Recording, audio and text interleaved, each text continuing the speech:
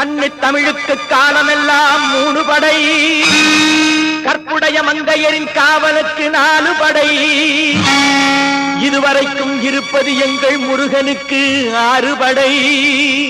6 படை, 6 படை. இன்று எங்கள் மருதமலை கோயில் ஒரு 7 படை. 7 படை, 7 படை.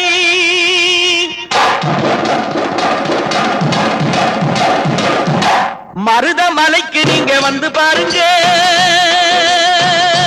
ஒரு தரம் மருதமலைக்கு நீங்க வந்து பாருங்க, ஈசன் மகனோடு மனம் விட்டு பேசி பாருங்க. மருதமலைக்கு நீங்க வந்து பாருங்க, ஈசன் மகனோடு மனம் விட்டு பேசி பாருங்க. தீராத வினைகள் எல்லாம் தீர்ந்து போகுங்க, சத்தியமா சொல்லுறேன், தீராத வினைகள் எல்லாம் தீர்ந்து போகும்.